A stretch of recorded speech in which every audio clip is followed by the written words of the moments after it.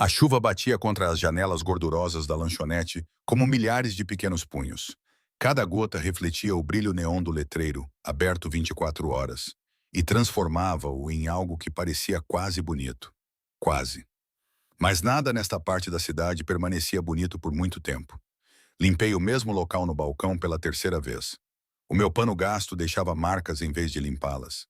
Os meus dedos estavam enrugados de horas a lavar pratos e a limpar café derramado. Era quase meia-noite e a cafetaria cheirava a café queimado, gordura velha e o desespero que se apegava a todos que entravam por aquelas portas a essa hora. Os meus pés doíam nos meus tênis baratos, aqueles cuja sola estava a começar a descascar da lona. Eu estava de turno desde as 14 horas, fazendo um turno duplo, porque a Sarah ligou a dizer que estava doente novamente. E o meu gerente, Jerry, não se importava que eu já tivesse trabalhado 6 dias seguidos. Ele apenas resmungou e disse-me que a mesa 4 precisava de mais ketchup. Eu era invisível ali. Apenas mais uma empregada de mesa com um avental manchado. Mais um rosto cansado a servir ovos e bacon a camionistas e insones que nunca realmente olhavam para mim. Olhavam através de mim, para além de mim, à minha volta. Tinha 23 anos e sentia-me velha. Os meus sonhos de estudar arte e ter uma vida diferente estavam enterrados sob dívidas de estudante que nunca conseguiria pagar com o aluguer que chegava todos os meses, pontualmente. A campainha acima da porta tocou, deixando entrar uma rajada de vento úmido que me fez tremer. Não olhei imediatamente. Tinha aprendido a não parecer demasiado ansiosa, demasiado desesperada por gorjetas. Mas algo fez com que o ar na cafetaria mudasse. Ficou mais pesado, mais espesso, como a pressão antes de uma tempestade. Quando finalmente olhei para a porta, vi-o. Ele não pertencia ali. Foi o meu primeiro pensamento. Usava um casaco preto que provavelmente custava mais do que eu ganhava em 6 meses. O tecido era tão fino que parecia repelir a chuva em vez de absorvê-la.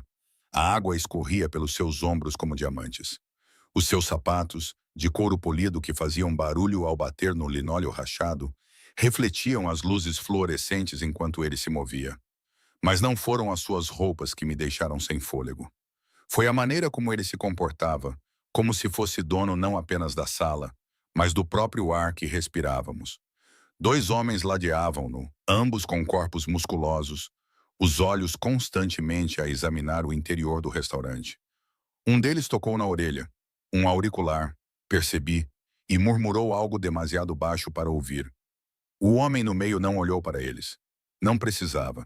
Eles moviam-se à sua volta como satélites a orbitar um planeta. E compreendi naquele momento que estava a olhar para alguém perigoso.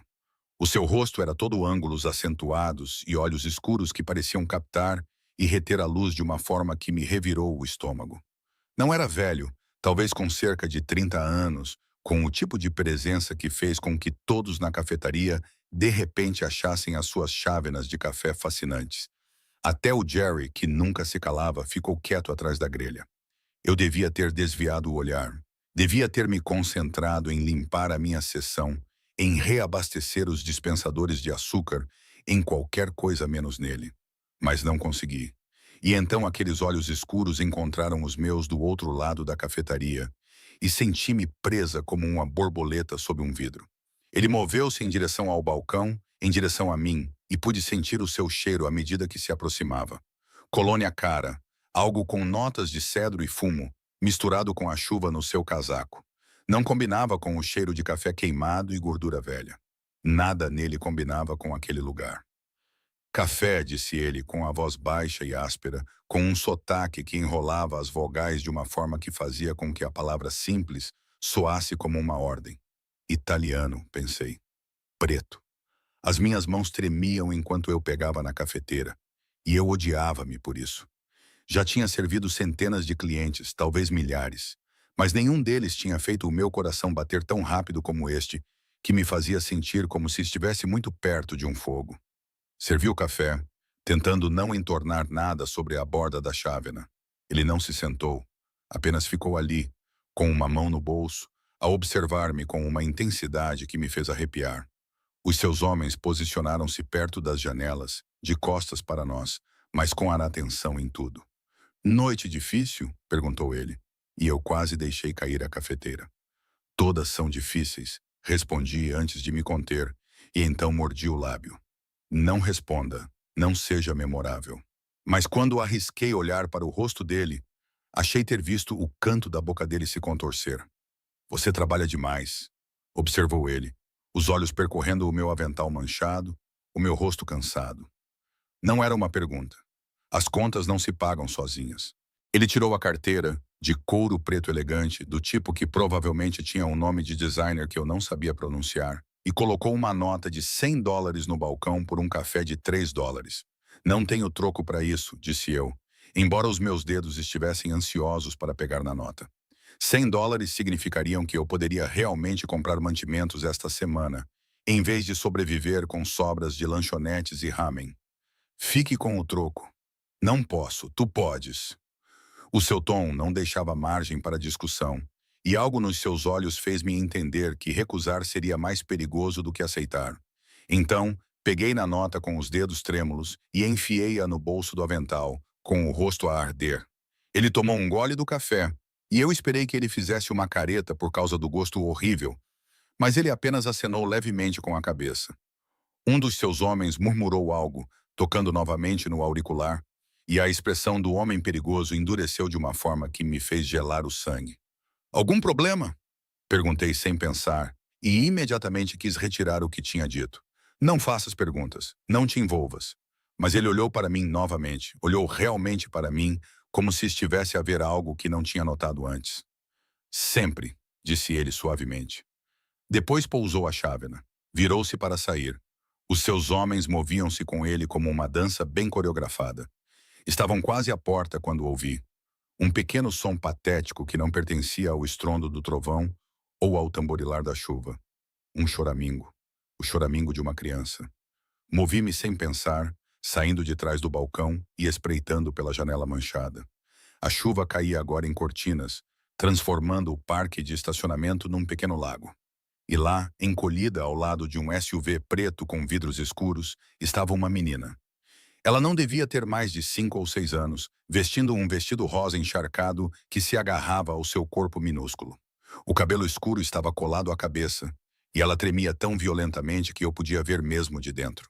Os lábios pareciam azuis à luz do neon, e os olhos, arregalados e aterrorizados, fitavam o vazio. Meu Deus! Suspirei. O homem perigoso e os seus guardas já estavam lá fora, sem a ver, dirigindo-se para outro veículo. Um Mercedes preto, com vidros tão escuros que pareciam obsidiana. Estavam a ir embora, e aquela menina ia morrer congelada na chuva. O meu corpo moveu-se antes que o meu cérebro pudesse acompanhar. Peguei o meu telemóvel do bolso do avental, com as mãos a tremer enquanto tentava manuseá-lo. O carro caro, os guardas, o silêncio que tomou conta de todos no restaurante. Aquele homem era alguém importante, alguém poderoso. E aquela menina estava ao lado do seu SUV. Corri para a porta, empurrei-a e deixei a chuva bater em mim como um tapa. Esperem, gritei, mas a minha voz se perdeu entre os trovões e a chuva torrencial. O Mercedes já estava a afastar-se, as luzes traseiras a brilhar em vermelho na escuridão. Os olhos da menina encontraram os meus e vi os seus lábios a moverem-se, tentando formar palavras que não saíam. Ela estava em choque, percebi com o horror crescente, choque grave, e estava sozinha. Corri de volta para dentro, água a escorrer do meu cabelo e roupa, os meus tênis a chapinhar no chão. O Jerry gritava-me algo sobre deixar marcas de água por todo o lado, mas ignorei-o. Peguei o telefone da lanchonete, o telefone fixo que ainda funcionava quando o serviço de celular ficava instável, e minhas mãos tremiam tanto que mal conseguia segurá-lo. Havia um cartão de visita no balcão, preto e com aparência cara, com letras douradas. O homem perigoso deve ter deixado quando pagou. Não havia nome, apenas um número de telefone com um código de país italiano e um símbolo, um leão com uma coroa. Não pensei. Não parei para considerar o que estava a fazer ou o que isso poderia significar. Apenas disquei o número com os dedos trêmulos, ouvindo o telefone tocar 1, 2, 3 vezes. O meu coração batia tão forte que achei que fosse romper as minhas costelas. Vê?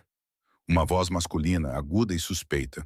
Há uma menina, eu disse com a voz embargada. Fora da lanchonete. Sua lanchonete, aquela que você acabou de sair. Ela está tremendo na chuva e não consegue falar. Acho que está em choque e não sei o que fazer. A linha ficou em silêncio por 3 longos segundos. Então, não se mexa. Não toque nela. Estamos voltando. A ligação terminou com um clique que soou como um tiro no meu ouvido. Deixei cair o telefone e corri para fora, sem me importar com a chuva, com os gritos do Jerry ou com qualquer outra coisa, exceto aquela menina encolhida na escuridão. Agachei-me ao lado dela, sem tocar nela. Ele tinha dito, não toque, mas aproxime-se o suficiente para protegê-la do vento mais forte. Está tudo bem, sussurrei, mesmo sem ter ideia se estava ou não. A ajuda está a chegar. Vais ficar bem. Os olhos dela fixaram-se nos meus, escuros e vazios, e tão assustados.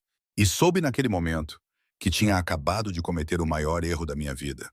Ou talvez a maior decisão. A chuva caía com mais força, transformando a noite numa pintura em aquarela de escuridão e neon. E em algum lugar à distância, ouvi o guincho de pneus no asfalto molhado. A aproximar-se, a aproximar-se. O Mercedes surgiu da chuva como algo saído de um pesadelo, os seus faróis cortando a chuva com uma intensidade que me fez apertar os olhos. Não estava sozinho. Mais 2 SUV pretos o flanqueavam, movendo-se em formação perfeita, os pneus a espirrar água enquanto entravam no estacionamento. Os letreiros de neon da lanchonete refletiam nas janelas escuras, transformando-os em espelhos móveis de luz vermelha e azul. Fiquei agachado ao lado da menina, o meu corpo instintivamente curvado à sua volta, mesmo sem a tocar. A chuva tinha encharcado completamente o meu uniforme, o tecido fino colado à minha pele, e eu podia sentir o frio a penetrar nos meus ossos. Mas a criança estava mais fria, muito mais fria. Os seus tremores tinham se tornado mais fracos, mais esporádicos, e isso aterrorizava-me mais do que os tremores violentos. As portas dos carros abriram-se antes que os veículos parassem completamente. O homem perigoso emergiu do Mercedes como uma força da natureza, o casaco esvoaçando atrás dele, e vi algo em seu rosto que não tinha visto na lanchonete. Medo puro e sem filtros. Isso o transformou. Fez com que parecesse mais humano e, de alguma forma, mais assustador ao mesmo tempo. Júlia. A palavra saiu da sua garganta e, de repente, ele estava a correr, realmente a correr. Os seus sapatos engraxados chapinhavam nas poças enquanto os seus homens se apressavam para acompanhá-lo. Ele caiu de joelhos na água ao nosso lado, sem se importar com as suas roupas caras e as suas mãos. Mãos grandes e cheias de cicatrizes que eu instintivamente sabia que tinham feito coisas terríveis, estenderam-se para a menina com uma gentileza que fez o meu peito doer. Picolamia. Oh, Deus, picolamia, murmurou ele, levantando-a nos braços. Ela emitiu um pequeno som, quase inaudível, e as suas mãos minúsculas agarraram-se ao casaco dele com a pouca força que lhe restava. Há quanto tempo ela estava ali? Há quanto tempo? Os olhos dele encontraram os meus e a intensidade neles fez-me recuar. De perto, pude ver que eram quase pretos, com reflexos dourados que captavam a luz como brasas num fogo moribundo. Havia assassinato naqueles olhos, desespero e algo mais que eu não conseguia nomear. Não sei. Eu ofeguei, meus dentes começando a bater. Eu só a vi quando você estava a sair. Ela estava sentada ali e não falava, e eu não sabia o que mais fazer. Você me chamou. Ele disse isso como se não conseguisse acreditar, mesmo enquanto tirava o casaco e o enrolava em volta da criança. Ele a envolveu completamente e pude ver o rosto dela desaparecer no tecido caro. Você me ligou em vez de ligar para a polícia. Não era uma pergunta, mas eu acenei com a cabeça mesmo assim. O cartão. Você deixou um cartão e pensei que talvez ela fosse sua ou de alguém que você conhecia. E ela é minha. As palavras foram secas, definitivas e cheias de tanta dor que eu senti como um golpe físico. Ela é minha filha. Um dos seus homens, o mais corpulento, com uma cicatriz na bochecha, apareceu ao seu lado com um cobertor térmico prateado. Moviam-se com falta de prática, envolvendo-o em torno do casaco, em torno da menina que ainda não falava. Os seus olhos estavam agora fechados, e isso parecia pior, de alguma forma. Hospital! O homem perigoso gritou, e imediatamente os seus homens começaram a mover-se. Um deles falava rapidamente ao telefone em italiano. Palavras que eu não conseguia entender, mas que soavam urgentes e autoritárias. Chame o Dr. Russo. Diga-lhe que vamos entrar pela entrada privada. Ninguém a vê. Ninguém. Ele ficou de pé, segurando a filha contra o peito, como se ela não pesasse nada, e aqueles olhos escuros fixaram-se em mim novamente. Eu estava a tremer violentamente agora, meus lábios provavelmente tão azuis quanto os da filha dele, e observei a água pingar do meu cabelo no chão. Você vem conosco, disse ele. O quê? Não, não posso. Tenho que trabalhar. O meu turno ainda não começou. O tom de comando na sua voz deixava claro que não era um pedido. Um dos seus homens, não o que tinha cicatrizes, outro com olhos azuis frios, já se aproximava de mim, com a mão estendida para o meu braço. Espere! Tentei recuar, mas as minhas pernas tremiam demasiado. Eu nem te conheço. Não sei quem tu és. Ou Marco Salvatore. Ele disse isso como se significasse alguma coisa. Como se essas duas palavras explicassem tudo. E talvez explicassem porque vi o rosto de Jerry pressionado contra a janela da lanchonete, branco como um lençol, com a boca aberta. E tu acabaste de salvar a vida da minha filha. Então, sim, tu vais conosco. O homem de olhos azuis. O seu aperto era gentil, mas absolutamente firme, e guiou-me em direção a um dos SUV. Olhei para trás, para a lanchonete, para o Jerry, e os poucos clientes que agora estavam todos a olhar, com expressões que misturavam choque, medo e algo que parecia quase piedade. As minhas coisas, ouvi-me dizer estupidamente. A minha bolsa está lá dentro. Vamos buscar tudo o que precisar. Marco Salvatore já se dirigia para o Mercedes, com a filha segura nos braços. Coloque-a no carro, Alessandro. Certifique-se de que ela fique aquecida. Aleandro, o homem de olhos azuis, acenou com a cabeça uma vez e abriu a porta do SUV. O interior era todo em couro preto e cheirava a colônia cara e óleo de arma. Eu podia ver uma arma no coldre debaixo do casaco dele enquanto ele me ajudava a entrar. E meu cérebro finalmente entendeu o que estava a acontecer. Eu estava a entrar num carro com homens armados. Homens que trabalhavam para alguém chamado Marco Salvatore. Um nome que fez o meu gerente parecer que tinha visto um fantasma. Homens que se moviam como soldados, falavam em código e provavelmente faziam coisas que me deixariam enjoada se eu soubesse os detalhes. Mas aquela menina, Júlia, ela era tão pequena, tão fria, e o rosto do pai dela quando a viu. A porta fechou-se atrás de mim, selando-me no calor e no couro e no ponto sem retorno. Outro homem deslizou para o banco do motorista e Aleandro sentou-se no banco do passageiro, com a mão casualmente apoiada perto da sua arma. O Mercedes já estava a sair do estacionamento e nós seguimos o terceiro SUV que vinha lá atrás. Para onde estamos a ir? A minha voz soou fraca, estranha. Hospital privado, disse Alessandro sem se virar. O seu inglês era perfeito, quase sem sotaque. O Sr. Salvatore tem acordos. Claro que tinha. Homens como ele sempre tinham acordos. Dirigimos em silêncio pelas ruas chuvosas, a cidade passando em um borrão de luz e sombra. Pressionei o rosto contra a janela, observando pontos de referência familiares se tornarem desconhecidos na escuridão. Estávamos indo para o lado norte, onde os prédios eram mais altos, os carros mais caros, e pessoas como eu não existiam, exceto para servir café e limpar o chão. O meu telemóvel vibrou no bolso. Provavelmente era o Jerry a despedir-me. Não verifiquei. As minhas mãos ainda tremiam e não sabia dizer se era do frio, do medo ou da adrenalina que começava a invadir o meu corpo. Fizeste um bom trabalho, disse Alessandro de repente, e eu sobressaltei-me. Ele estava a observar-me pelo espelho retrovisor, os seus olhos frios um pouco menos frios, chamando-o. Poucas pessoas teriam pensado nisso. Não pensei, admiti, apenas reagi. Às vezes, isso é melhor. Ele fez uma pausa e acrescentou. Ele não vai esquecer isso. O Sr. Salvatore não esquece dívidas. Isso parecia ser reconfortante, mas de alguma forma não era. Parecia uma promessa e uma ameaça juntas, impossíveis de separar.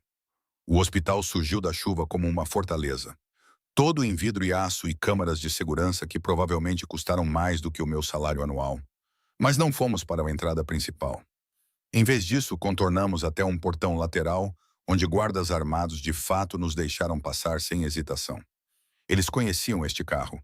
conheciam estes homens. Era rotina. Descemos para um estacionamento subterrâneo que era mais limpo do que a casa da maioria das pessoas, os nossos pneus mal sussurrando contra o betão polido. O Mercedes já estava estacionado, com as portas abertas, e eu podia ver Marcos Salvatore caminhando em direção a um elevador com a filha ainda nos braços. Um homem de jaleco branco, o doutor Russo, eu imaginei, esperava com uma maca e uma equipe de enfermeiras. Aleandro abriu a minha porta. Vamos, ele vai querer que estejas lá. Por quê? A pergunta saiu-me da boca. Eu não sou ninguém. Sou apenas uma empregada de mesa que fez uma chamada telefônica. Ele olhou para mim por um longo momento, algo quase como simpatia cruzando o seu rosto. Tu és a pessoa que salvou a vida da filha dele.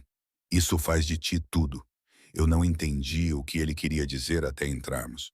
O elevador abriu diretamente para uma suíte médica privada que parecia mais um hotel de luxo do que um hospital.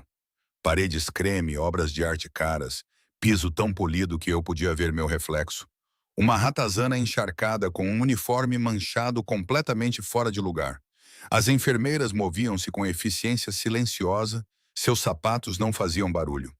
E eu podia ouvir a voz de Marco através de uma porta aberta, falando italiano rápido que soava como ordens e orações misturadas.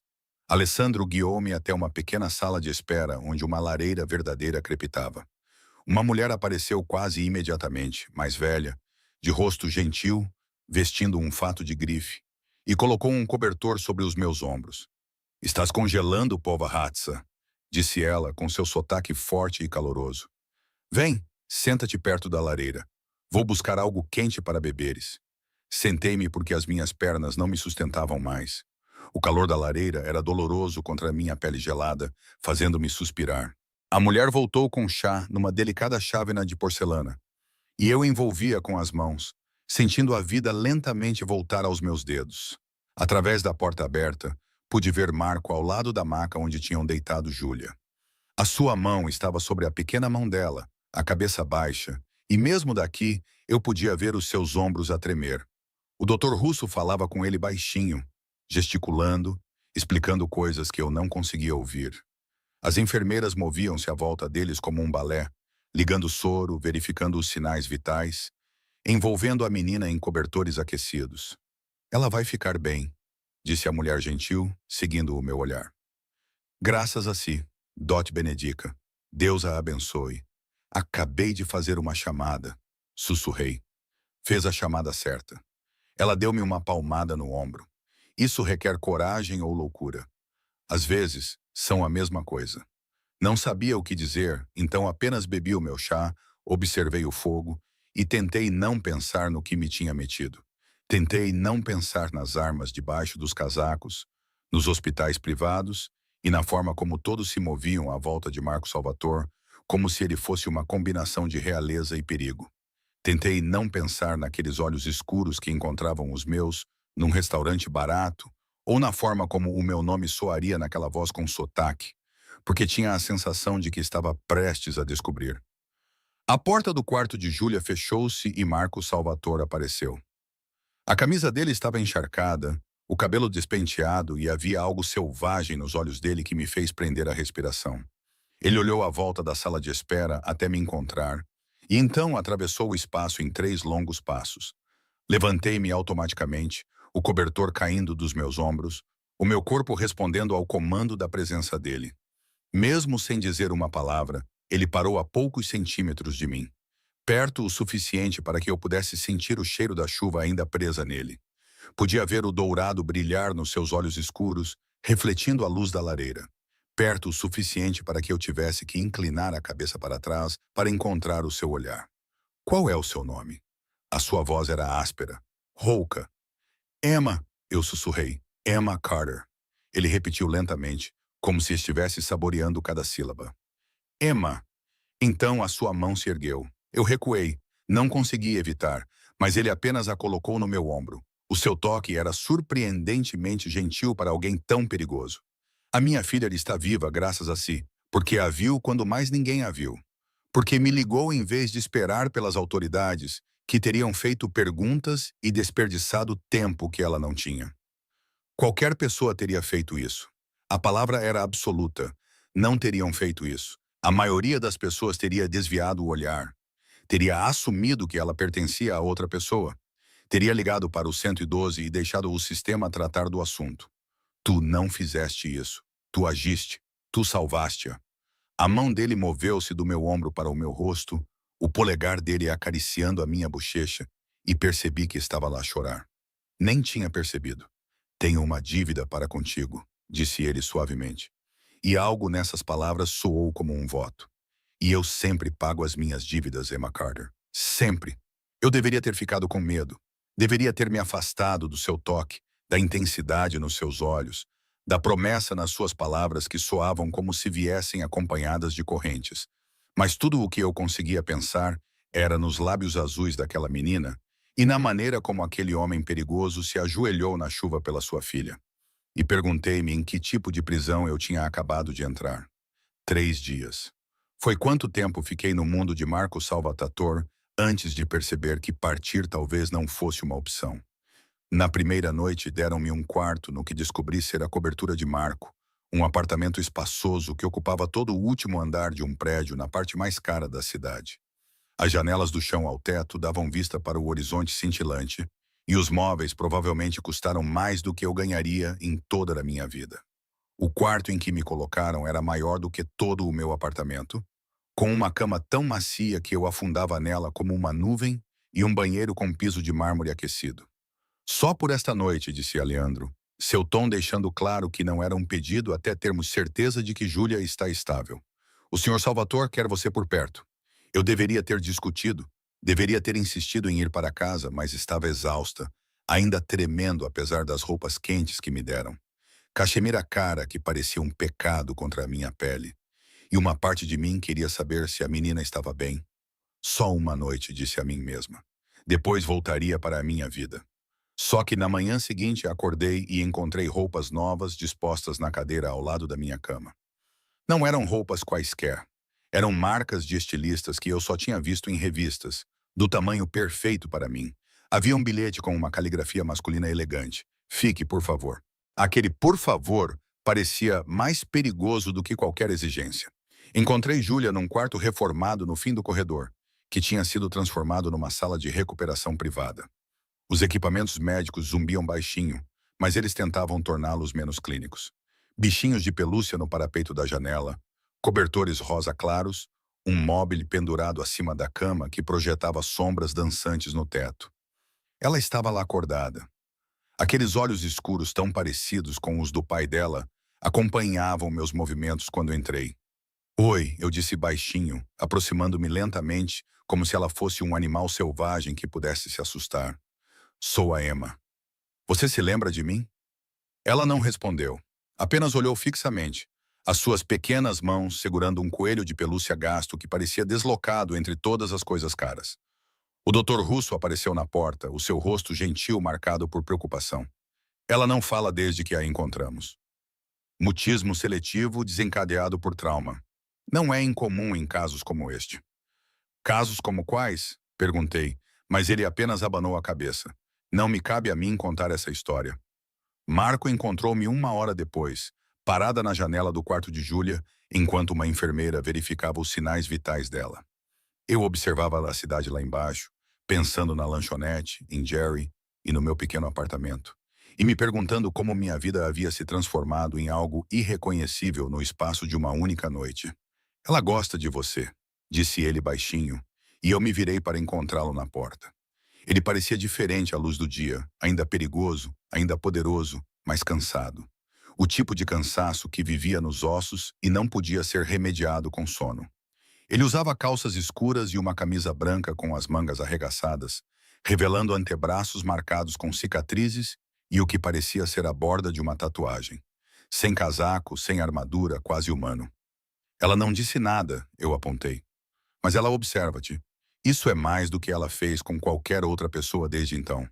Ele parou de falar com o maxilar apertado. Desde que a mãe dela a levou, as palavras pairavam no ar como fumo de armas. Levou-a?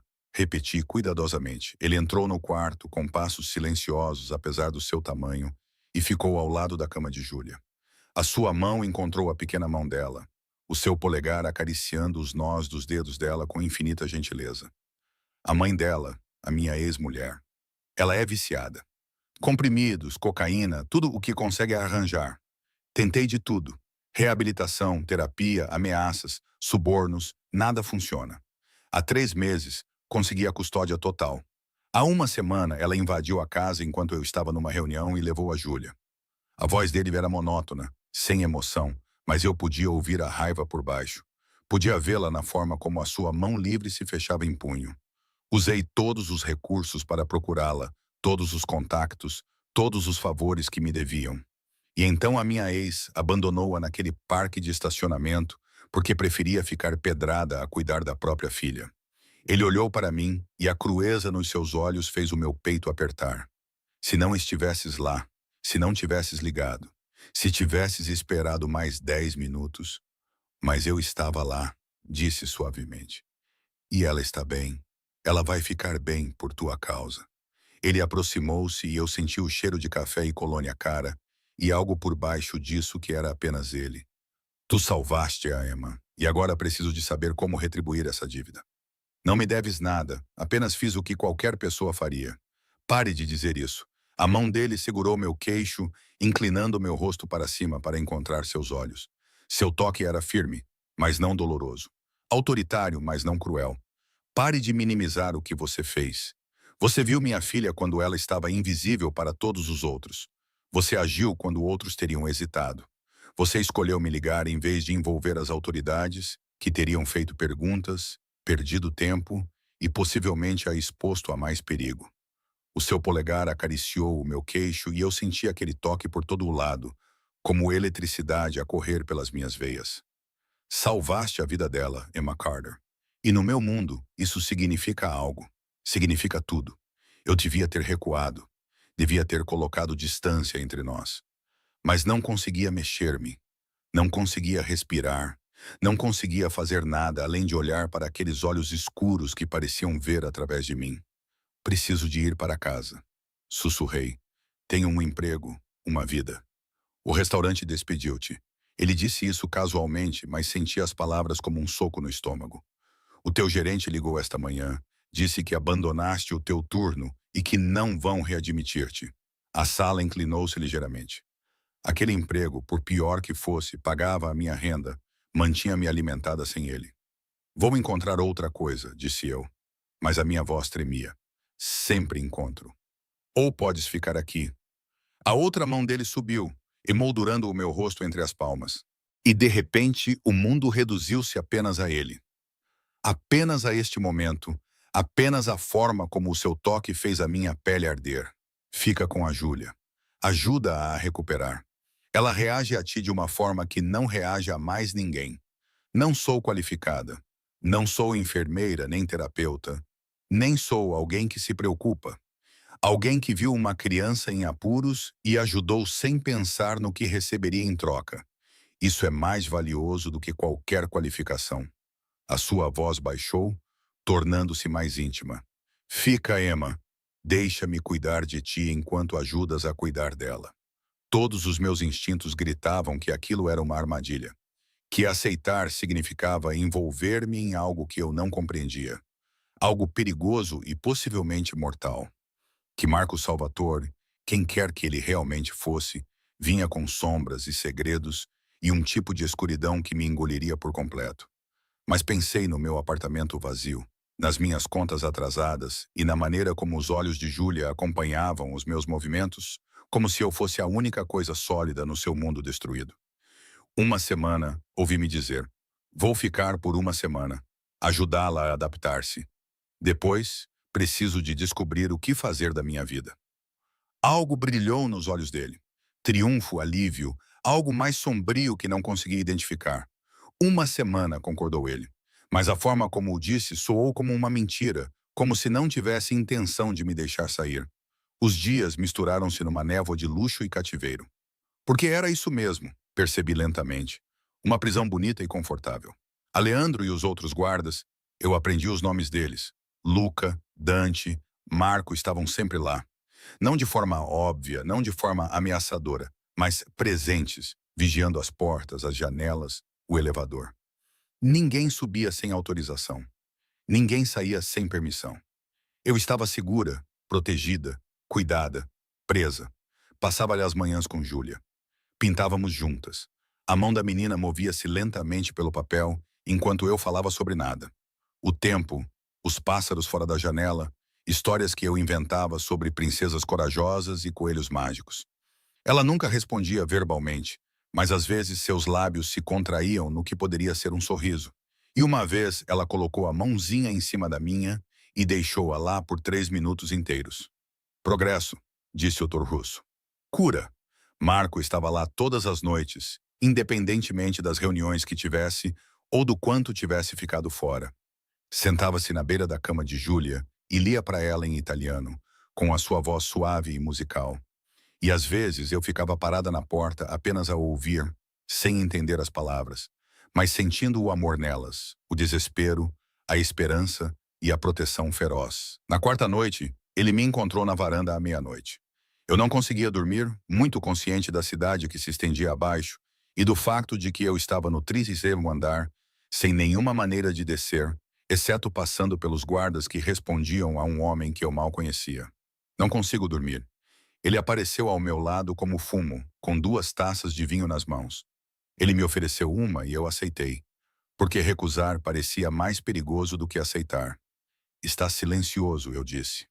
Silencioso demais. Estou acostumada com sirenes e pessoas a gritar e ao casal no andar de cima a discutir às 2 da manhã. Ele sorriu ligeiramente, encostando-se à grade ao meu lado, perto o suficiente para que eu pudesse sentir o calor que emanava do seu corpo no ar frio da noite. Sente falta da sua antiga vida. Sinto falta de saber onde estou. Tomei um gole de vinho, caro, suave, com sabor a cerejas e algo que não sabia identificar. Lá, eu era apenas uma empregada de mesa. Ninguém importante, ninguém perigoso aqui. Não sei o que sou. És a mulher que salvou a minha filha. Ele virou-se para mim e as luzes da cidade projetavam sombras no seu rosto, fazendo-o parecer algo saído de uma pintura renascentista. Bonito e assustador na mesma medida. És a mulher a quem devo tudo. A mulher em quem penso constantemente. A mulher que quero manter a salvo de um mundo que a destruiria. Fiquei sem fôlego. Nem sequer me conheces, sei o suficiente. A sua mão subiu, colocando uma mecha de cabelo atrás da minha orelha. E o gesto foi tão íntimo que fez o meu coração parar. Sei que trabalhas até a exaustão por um salário que mal dá para sobreviver. Sei que colocas a segurança de uma criança à frente da tua sem hesitar. Sei que és gentil e corajosa e tão bonita que dói olhar para ti. Marco, sei que isto te assusta, continuou ele, baixando a voz para algo que era quase um sussurro. Sei o que sou, sei como é o meu mundo. Sei que deves fugir de mim o mais rápido que puderes. Mas também sei que quando olho para ti, vejo algo que não via há anos. Esperança, luz, algo que vale a pena proteger.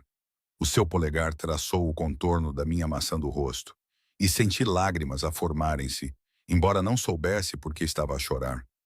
Fica, sussurrou ele, não por uma semana. Fica, deixa-me cuidar de ti. Deixa-me mostrar-te o que significa ser amada em vez de invisível. Deixa-me dar-te uma vida em que não tenhas de lutar, rastejar e sobreviver com migalhas. Isso parece uma gaiola, disse eu. Mas a minha voz não tinha força. Só é uma gaiola se quiseres sair. A testa dele tocou a minha, e eu senti a respiração dele nos meus lábios. E acho que não queres, não realmente. Acho que estás cansada de lutar sozinha. Acho que queres alguém que te veja de verdade, como eu vejo. E estava certo. E isso aterrorizou-me mais do que qualquer outra coisa, porque uma parte de mim, a parte que estava tão cansada de ser invisível, de lutar, de me perguntar de onde viria a minha próxima refeição, queria exatamente o que ele estava a oferecer, queria mergulhar no luxo e na segurança e deixar que outra pessoa carregasse o peso por uma vez. Queria-o, mesmo sabendo que era perigoso. Não sou um homem bom, Emma, disse ele contra a minha pele. Fiz coisas que a deixariam doente, magoei pessoas, destruí vidas. Mas por si, pela minha filha, eu queimaria o mundo e ficaria nas cinzas, sorrindo. Isso deveria ter me horrorizado. Em vez disso, fez algo sombrio e carente torcer-se no meu estômago. Um mês, sussurrei. Deixe-me ficar por um mês. Ajude a Júlia a descobrir o que é isto. O seu sorriso foi lento, perigoso e cheio de promessas. Um mês, ele concordou, e então os seus lábios roçaram os meus. Mal um beijo, mais como um voto. E eu provei vinho caro e perigo, e a morte da minha antiga vida. Quando me afastei, vi Júlia parada na porta, o seu coelho de pelúcia apertado contra o peito. Ela estava a observar-nos com aqueles olhos escuros e perspicazes. E pela primeira vez desde que a conheci, vi o seu sorriso. Um sorriso verdadeiro, pequeno, tímido e bonito. E percebi que tinha acabado de concordar em ficar numa jaula forrada a seda e ouro e com um homem cujo toque parecia fogo. A questão era se algum dia eu iria querer sair dali. O mês passou como um sonho ou talvez um pesadelo disfarçado de fantasia. A Júlia começou a falar na terceira semana. Não eram frases completas, apenas pequenas palavras sussurradas como orações. Ema, papá, coelho. Cada uma parecia um milagre. E eu observava o rosto de Marco transformar-se cada vez que a voz da sua filha quebrava o silêncio. Ele puxava-a para os seus braços e pressionava o rosto no cabelo dela. E às vezes, eu via os seus ombros tremerem de uma forma que me dizia que ele estava a chorar, mesmo que nunca deixasse ninguém ver as suas lágrimas. Tornei-me parte da rotina deles sem perceber que isso estava a acontecer. Café da manhã juntos na longa mesa de mármore, Júlia sentada entre nós com o seu coelho. Tardes na sala de jogos que parecia ter surgido da noite para o dia, cheia de brinquedos, livros e materiais de arte que custavam mais do que os carros da maioria das pessoas.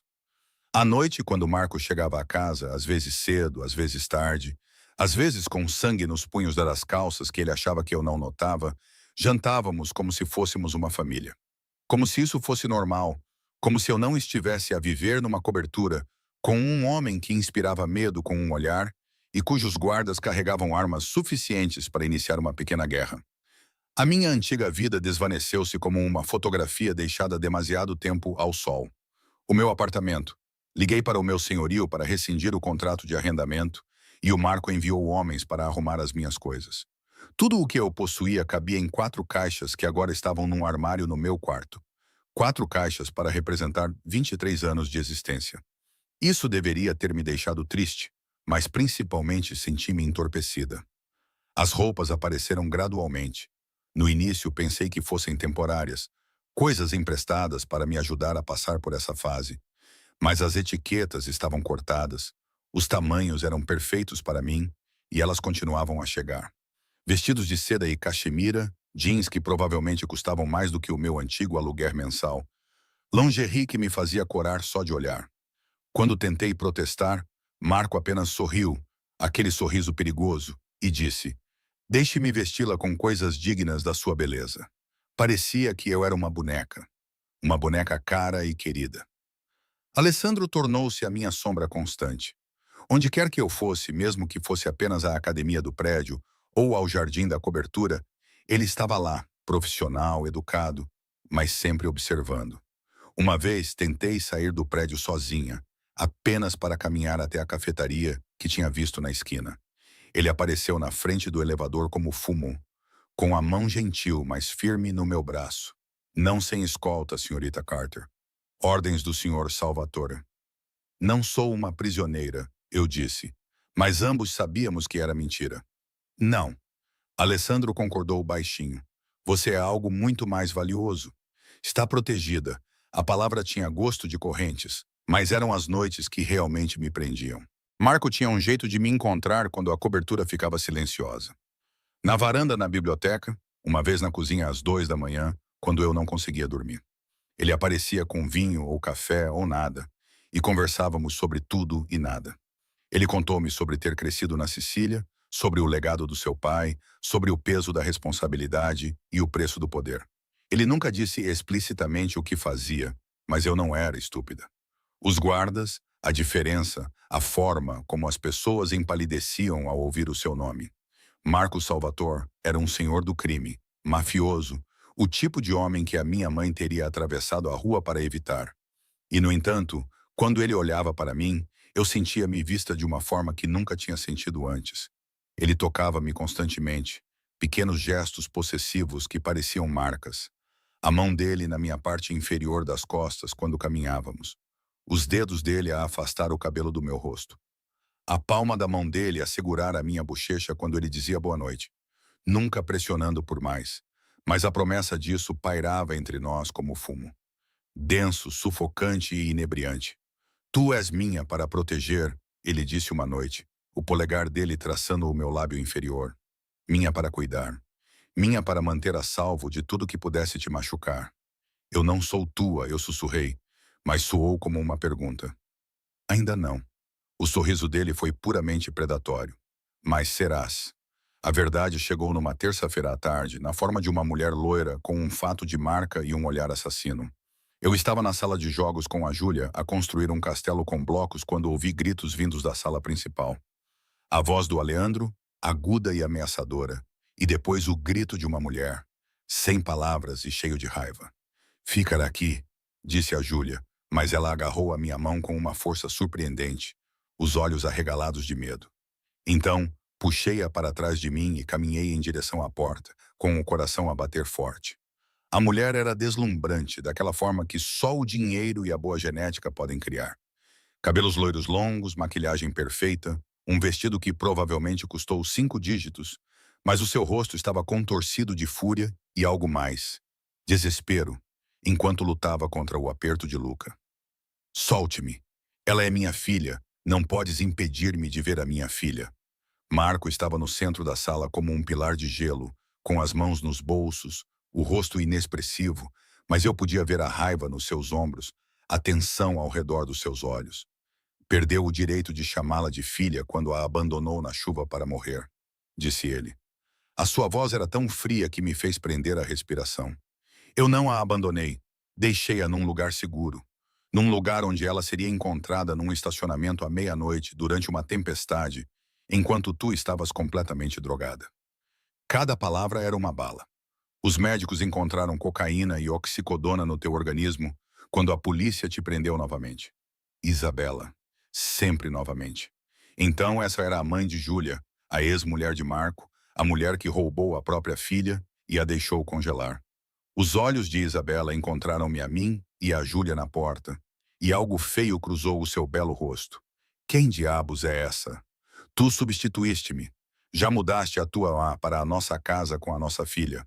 Esta nunca foi a tua casa, disse Marco calmamente. Mas havia morte na sua voz. E a Emma vale mais do que 1000 de ti. Ela salvou a vida da Júlia enquanto tu tentavas acabar com ela. Eu não tentei. A voz de Isabela quebrou e de repente ela começou a chorar. O rímel escorria pelo rosto. Eu amo-a. Eu amo a minha bebê. Eu só cometi um erro. Eu estava confusa e assustada. E tu estavas drogada. Marco aproximou-se dela e vi Luca ficar tenso, pronto para intervir. Tu estiveste drogada por 2 anos. Através de todas as promessas quebradas, todas as visitas perdidas, todas as vezes que escolheste as drogas em vez da tua própria filha. E agora esperas simpatia. Espero ver a minha filha Isabela lançou-se em nossa direção e eu automaticamente puxei Júlia para trás de mim com mais força. A menina soltou um pequeno som assustado. O primeiro som de medo que ouvi dela e enterrou o rosto nas minhas pernas. A expressão de Marco transformou-se em algo terrível.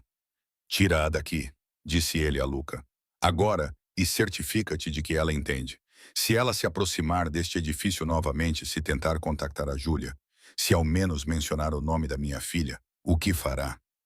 Isabela cuspiu. Mate-me. Vá em frente, Marco. Acabe com o meu sofrimento. Pelo menos assim não terei que ver você brincar de casinha com uma mulher barata. O tapa veio do nada, e eu recuei com o som. Mas não foi Marco quem a bateu. Foi Aleandro, com o rosto frio e profissional.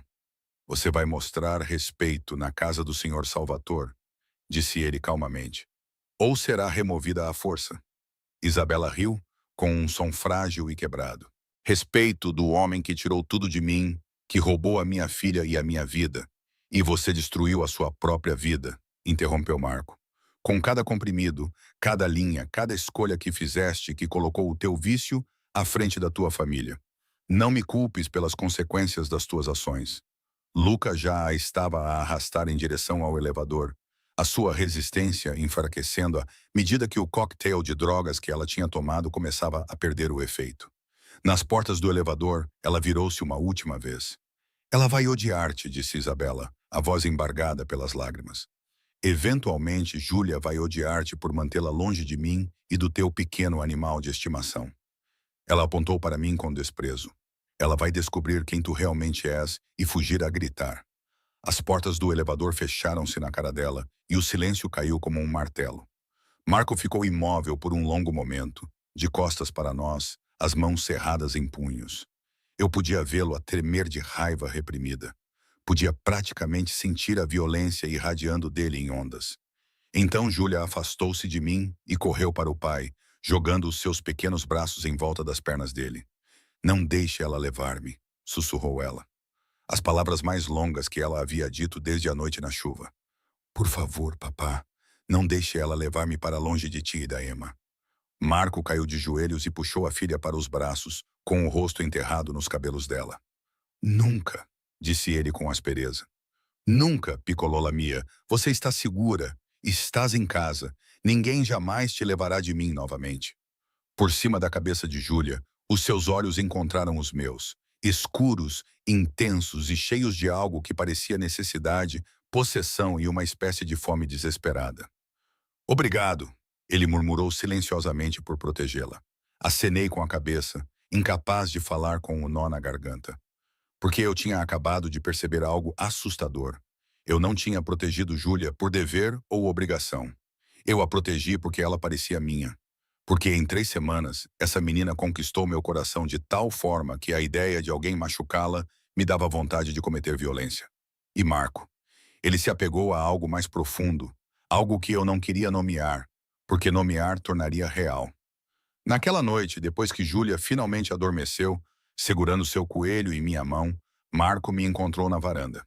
Ele parecia exausto, de alguma forma mais velho, o peso do confronto refletido nas rugas ao redor dos olhos. Sinto muito por você ter visto isso, disse ele baixinho, aproximando-se de mim na grade. Ela é sempre assim quando está a usar? Sim, o que é sempre? Ele esfregou o rosto, cansado. Tentei ajudá-la. Paguei pelas melhores clínicas de reabilitação, pelos melhores terapeutas, mas não se pode salvar alguém que não quer ser salvo. E a Júlia tem proteção legal total contra a mãe. Os direitos parentais da Isabela foram revogados depois de ela ter raptado a Júlia. Ela não pode aproximar-se a menos de 150 metros dela. O seu maxilar cerrou-se. Embora ela claramente não se importe com ordens judiciais, pensei no medo nos olhos de Júlia, na forma como ela se agarrou a mim para proteção. Ela tem medo dela por um bom motivo. Isabela nem sempre foi violenta, mas no final sim. Houve incidentes, uma bofetada aqui, um tratamento rude ali, coisas que eu não vi até que fosse quase tarde demais. A sua voz quebrou-se ligeiramente. Não consegui proteger a minha filha da própria mãe. Mas agora estás a protegê-la.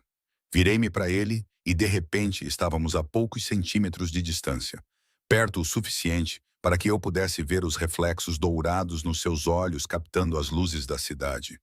Tu a tiraste de lá, a colocaste em segurança. É isso que importa. E tu? A mão dele subiu para acariciar o meu rosto.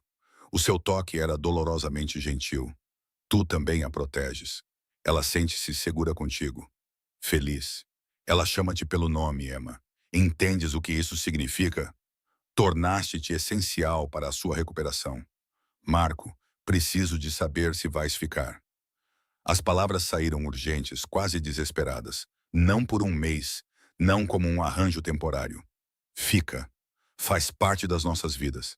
Ajuda-me a criá-la. Deixa-me... Ele parou, parecendo lutar com as palavras. Deixa-me dar-te tudo o que mereces. Segurança, conforto, um lar, uma família. Não sou mãe dela, sussurrei. Não, és melhor. És a pessoa que a escolheu, que a salvou, que a ama sem a obrigação do laço sanguíneo. O seu polegar enxugou uma lágrima que eu não tinha percebido que tinha caído. E estou a pedir-te para nos escolheres. Escolhe-me. Deixa-me fazer de ti minha em todos os sentidos que importam. Devia ter sido romântico. Devia ter parecido uma declaração de amor. Mas tudo o que eu conseguia ouvir era aquela palavra minha, como se eu fosse algo para ser possuída, guardada. E se eu disser não? Perguntei. E se eu quiser ir embora? A sua expressão não mudou, mas algo mudou nos seus olhos. Algo sombrio, perigoso e absolutamente intransigente. Então eu deixo-te ir, disse ele suavemente. Mas ambos sabemos que não o farás, porque também a amas e te amas a ti mesmo. Os seus lábios roçaram a minha têmpora. Também sentes isto. Esta atração entre nós, esta necessidade. Ele estava certo e eu odiava-o por isso. Odiava que ele pudesse ver através de mim tão claramente. Que pudesse compreender que eu já me tinha apaixonado pela sua filha e estava perigosamente perto de me apaixonar por ele. Diz sim, sussurrou ele contra a minha pele. Diz que vais ficar. Diz que és minha. E Deus me ajude. Eu disse. Sim. A palavra selou o meu destino como um contrato assinado com sangue. 6 meses depois, eu estava no escritório de Marco e percebi que me tinha tornado alguém que não reconhecia. A mulher refletida nas janelas do chão ao teto usava um vestido que custava mais do que o meu carro antigo. O cabelo penteado por um profissional, a pele brilhante devido aos tratamentos de spa pelos quais eu tinha deixado de me sentir culpada. Ela parecia cara, elegante, como se pertencesse a este mundo de mármore, couro e poder silencioso. Parecia a mulher de Marco Salvatore, e era uma prisioneira que tinha aprendido a amar a sua jaula. Começou subtilmente, como todas as prisões. Uma sugestão de que eu não devia ir a certas partes da cidade porque não eram seguras. Uma insistência gentil para que Aleandro me acompanhasse a todos os lugares porque Marco se preocupava. Um novo telemóvel que ele mesmo configurou, embora eu tenha percebido mais tarde que tinha um software de rastreamento que eu não tinha instalado. Para sua proteção, ele disse quando eu o confrontei, para que eu sempre soubesse que você estava segura. Segura. Essa palavra se tornou uma faca de dois gumes. A cobertura se tornou o meu mundo inteiro. Não via os meus velhos amigos há meses. Eles pararam de ligar depois que eu cancelei os planos muitas vezes, sempre com a mesma desculpa. Marco precisava de mim.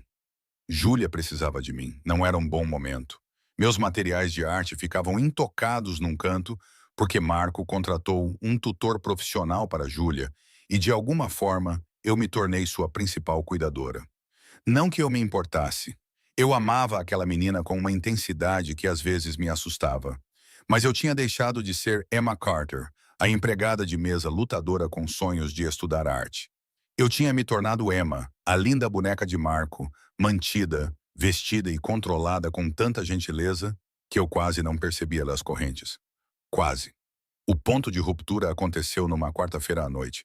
Eu tinha perguntado, não pela primeira vez, sobre fazer um curso de arte num centro comunitário. Eu tinha encontrado algo só para mim, algumas horas por semana para lembrar quem eu costumava ser. Não. Marco nem sequer levantou os olhos dos documentos que estava a rever, a sua caneta movendo-se pelo papel com traços precisos e decisivos. Como assim? Não? Cruzei os braços, sentindo a raiva subir no meu peito, uma emoção que eu tinha aprendido a reprimir perto dele. É só uma aula. 3 horas nas manhãs de sábado. O Aleandro pode ir comigo, se estiver preocupado com a segurança. Eu disse, não, Emma. O tom dele era gentil, mas absolutamente definitivo. Aquele bairro não é seguro. O prédio tem saídas inadequadas. Há muitas variáveis que não posso controlar. Quer dizer, muitas variáveis em que não estou sob a sua supervisão direta. Finalmente, ele olhou para cima e vi algo brilhar nos seus olhos escuros. Surpresa, talvez por eu ter resistido. Isto é para a sua proteção. Isto é sobre controlo. As palavras saíram da minha boca. 6 meses de frustração e sufocamento encontrando voz. Você controla onde vou, quem vejo, o que faço. Não posso sair deste edifício sem uma escolta armada. Não posso fazer uma chamada sem me perguntar se estás a ouvir. Não posso nem mesmo fazer uma aula de arte sem a tua permissão. Marco pousou a caneta lentamente, deliberadamente e levantou-se. Ele contornou a secretária com aquela graça predatória que costumava fazer o meu coração acelerar de desejo. Agora, só me fazia querer fugir. Achas que eu controlo-te? A sua voz continuava suave, gentil, e isso tornava tudo pior. Tudo o que faço é para te manter segura, para te dar uma vida sem lutas nem dor. Tens tudo o que podes desejar, exceto liberdade. Afastei-me quando ele se aproximou, com as mãos a tremer, exceto escolhas, exceto a capacidade de ser uma pessoa em vez de uma posse.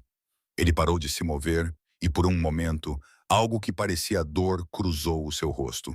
Não és uma posse. Tu ris amargamente. É isso que sempre dizes, não é? Tu és minha, Emma. Minha para proteger, minha para cuidar, minha para guardar. Mas o que realmente queres dizer é minha para controlar, minha para, minha para possuir. É tão terrível assim? A voz dele baixou para algo quase suplicante. Ser amada, protegida, nunca ter que se preocupar com dinheiro ou segurança. Ou sim. A palavra saiu como um grito, e vi Alessandro se mexer na porta, a mão indo em direção à arma. Abaixei a voz, mas a intensidade permaneceu. Sim, Marco. É terrível porque não estou a viver. Estou apenas a existir numa prisão bonita. E tu és o meu carcereiro que pensa que é o meu salvador. O silêncio caiu como uma bomba, e eu vi as emoções passarem pelo seu rosto. Raiva, mágoa, confusão, e por baixo de tudo isso, aquela obsessão possessiva que parecia romântica há 6 meses, e agora parecia sufocante. Eu amo-te, disse ele finalmente. E as palavras deveriam ter sido bonitas. Tudo o que faço, faço porque te amo. Tu e a Júlia, vocês são a minha família, o meu mundo, e farei o que for preciso para manter o meu mundo seguro, mesmo que isso me destrua. Sussurrei. Mesmo que manter-me segura signifique matar quem eu sou. Tu não compreendes. Então faz-me compreender. Aproximei-me, desesperada para que ele me visse. Que me visse realmente. Faz-me compreender porque amar alguém significa controlá-lo. Porque proteger alguém significa aprisioná-lo. Porque neste momento tudo o que compreendo é que troquei um tipo de pobreza por outro. Eu era pobre em dinheiro. Agora sou pobre em liberdade. E não sei o que é pior. Marco estendeu a mão para mim, as suas mãos emoldurando o meu rosto com aquele toque dolorosamente gentil que se tornara a sua arma. Quando encontrei a Júlia naquela noite, quando pensei que a tinha perdido para sempre, fiz uma promessa. Nunca mais. Nunca mais falharia em proteger as pessoas que amo. Nunca mais deixaria que algo lhes acontecesse por não ter sido vigilante o suficiente, por não ter sido cuidadoso o suficiente, por não ter controlado as variáveis o suficiente. Não sou a Júlia, disse suavemente. Não sou uma criança que precisa de supervisão constante. Sou uma mulher que precisa respirar. És a mulher que amo. A testa dele tocou a minha e pude sentir-lhe o tremor. A mulher que salvou a minha filha, a mulher que fez da minha casa um lar. A mulher que não posso perder. Não percebes, Emma? Não posso perder-te. A ideia de que algo lhe acontecesse porque eu não fui cuidadoso o suficiente destruiria-me. E lá estava, a verdade por trás de todo o controlo e possessão. Não era crueldade, mas medo, terror, até mesmo o medo de um homem que já tinha perdido muito e não conseguiria sobreviver a perder mais. Então, vai prender-me? Afastei-me para olhar nos seus olhos. Vai manter-me tão segura que vou sufocar.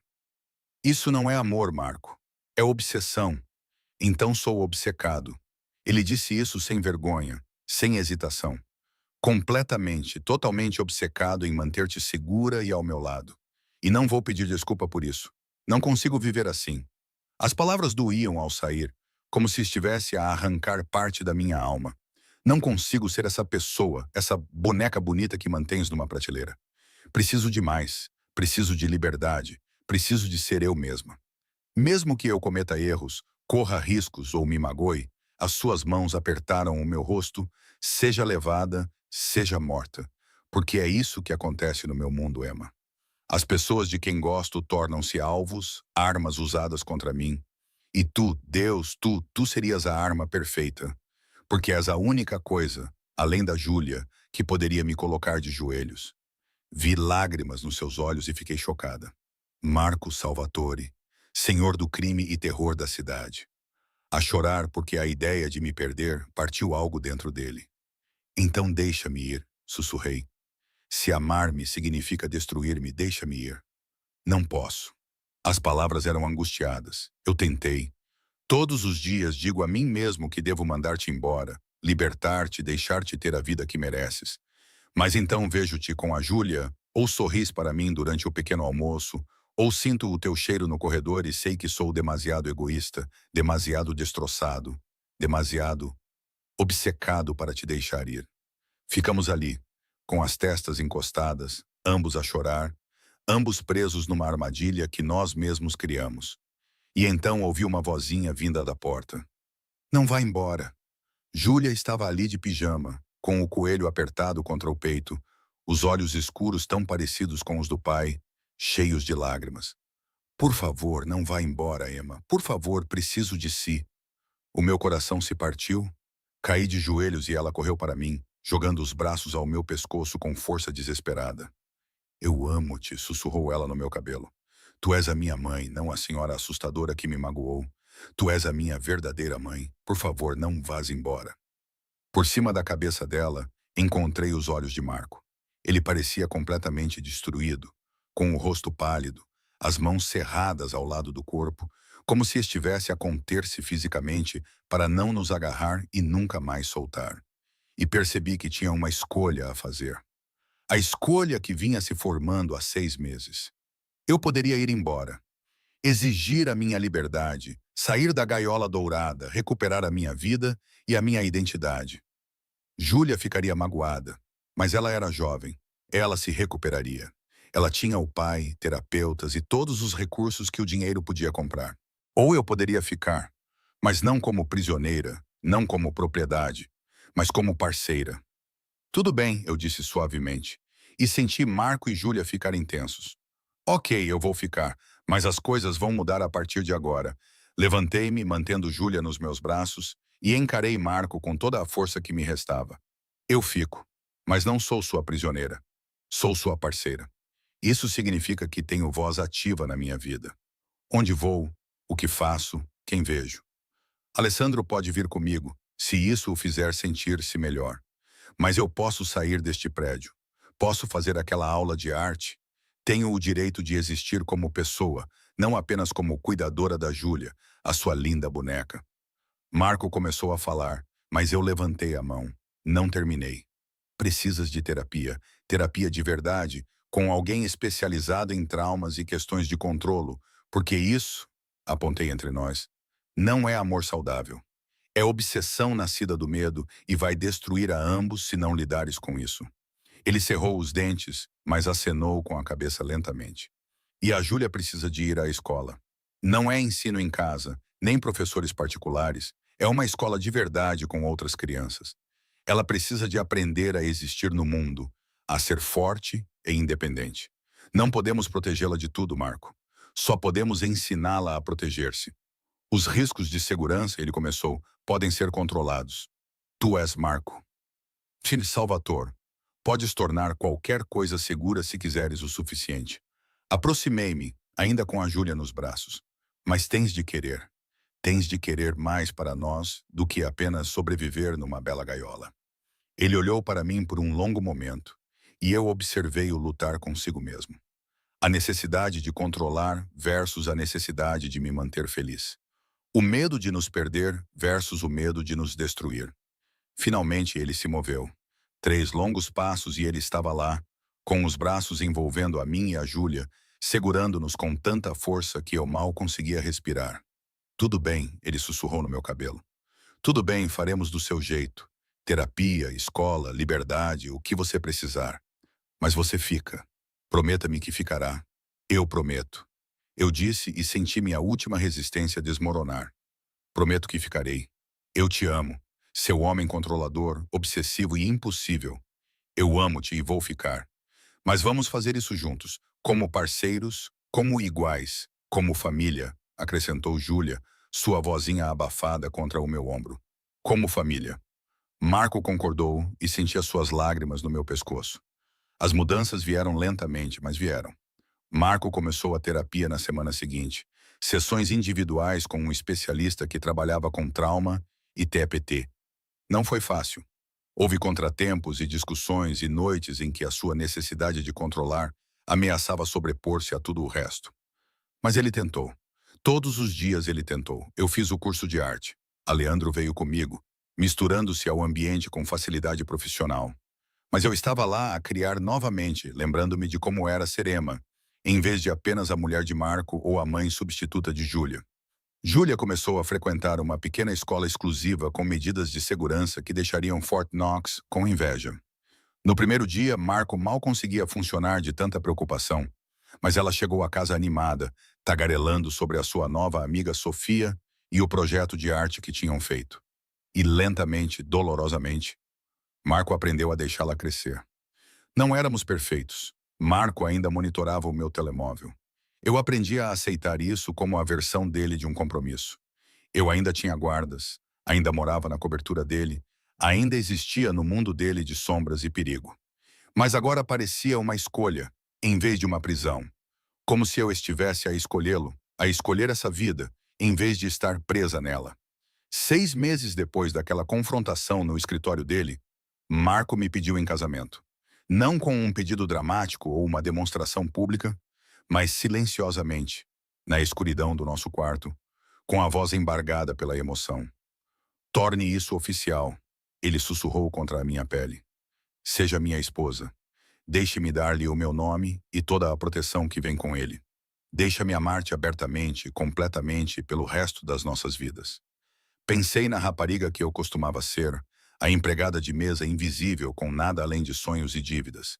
Pensei na mulher em que me tornei mais forte, mais confiante, aprendendo a navegar num mundo de perigo e luxo com igual graça. E pensei na Júlia, adormecida no fim do corredor com o seu coelho, chamando-me mamã sem hesitação agora. Sim, eu disse. Sim, eu caso com você.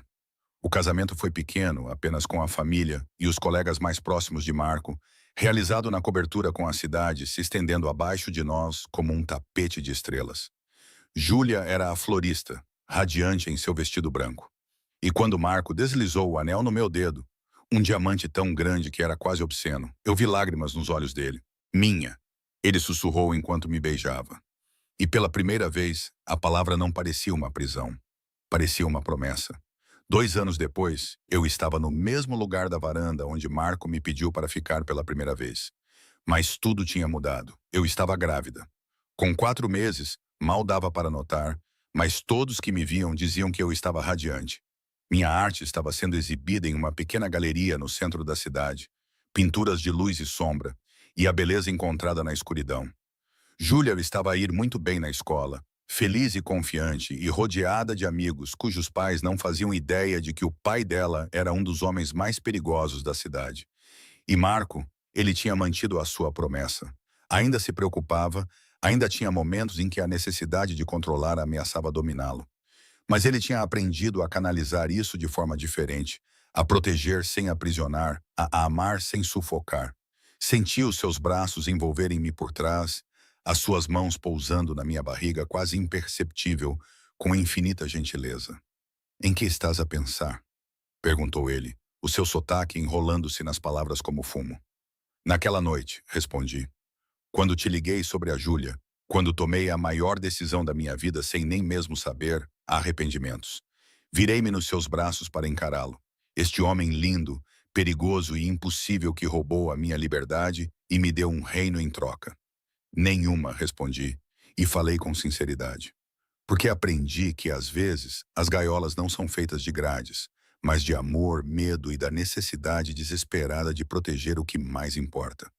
E, às vezes, se você for corajoso o suficiente para lutar pela sua liberdade dentro delas, essas gaiolas podem tornar-se lares. Marco beijou-me enquanto as luzes da cidade brilhavam abaixo de nós. O riso de Júlia ecoava de dentro, onde ela mostrava a Alessandro o seu último projeto escolar. E pensei na rapariga que eu costumava ser. Invisível, lutando e sozinha. Ela teria ficado aterrorizada com esta vida. Mas a mulher em que me tornei, esposa de Marco, mãe de Júlia, artista, sobrevivente e lutadora. Ela encontrou algo melhor do que a liberdade na sua forma mais simples. Encontrou liberdade no amor. Encontrou força na parceria. Encontrou um lar no lugar mais inesperado. Nos braços de um monstro que aprendeu a ser um homem por ela, pela filha deles, pela família que construíram das cinzas e da chuva e por um único telefonema que mudou tudo. E quando a mão de Marco apertou a minha, com a outra mão protegendo o nosso filho ainda por nascer, Eu sorri na escuridão e sussurrei a verdade que aprendi através da dor, do amor e da transformação. Estou exatamente onde devo estar. A cidade brilhava abaixo de nós como diamantes espalhados, cheia de possibilidades, perigos e vida. E pela primeira vez desde aquela noite chuvosa num restaurante barato, senti que finalmente podia respirar. Não porque tinha escapado da jaula, mas porque tinha aprendido que, às vezes, a jaula se torna um lar quando é construída pelas mãos certas. E as mãos de Marco, marcadas, perigosas e dolorosamente gentis, tinham me construído um lar que eu nunca iria querer deixar.